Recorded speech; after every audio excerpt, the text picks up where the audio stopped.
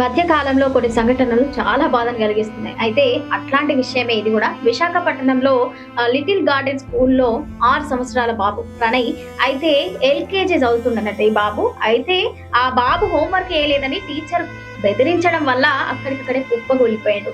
ఆ తర్వాత పేరెంట్స్ వచ్చిండ్రు, హాస్పిటల్ కి తీసుకెళ్ళిండ్రు. వైద్యులు కూడా బాబు ప్రాణాలతో లేడు అని చెప్పేసిండ్రు, కుదరలేదు అని చెప్పేసిండ్రు. అయితే వాస్తవానికి ఏంటంటే స్కూల్లో మంచి పేరు రావాలి, స్కూల్లో బాగుండాలి, బాగుపడాలి, స్టేట్ లెవెల్లో ర్యాంకులు రావాలని పిల్లల్ని బాగా ప్రెషర్ చేయడం వల్ల, ఇంకోటి ఏంటంటే పిల్లల్ని బెదిరించడం, వాస్తవానికి ఇది కరెక్ట్ కాదు.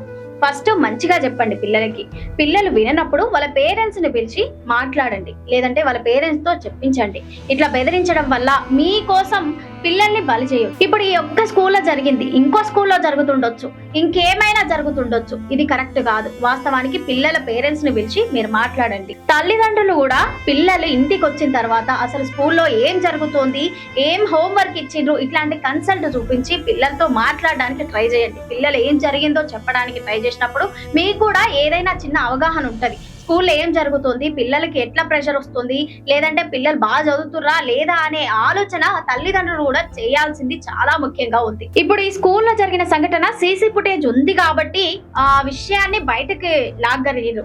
అయితే ఇంకా కొన్ని స్కూల్స్ ఉండొచ్చు, అందులో సీసీ ఫుటేజ్ లేకపోవచ్చు, కొన్ని సంఘటనలు జరిగి ఉండొచ్చు, జరగబోవచ్చు.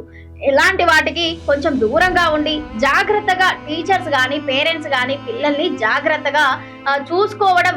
మేము స్కూల్ కు పంపిస్తున్నాం అంటే మంచి భవిష్యత్తు కోసం టీచర్స్ నమ్మి పంపిస్తున్నాం కాబట్టి మీరు జాగ్రత్తగా పిల్లల్ని చూసుకోవాలి, మంచి స్టడీని ఇవ్వాలనుకునే మేము స్కూల్ కు పంపిస్తాం. అట్లాంటిది ఇలాంటి సంఘటనలు జరిగినప్పుడు ఆ పేరెంట్స్ ఎట్లుంటది అనేది ఆలోచించుకోవాలి.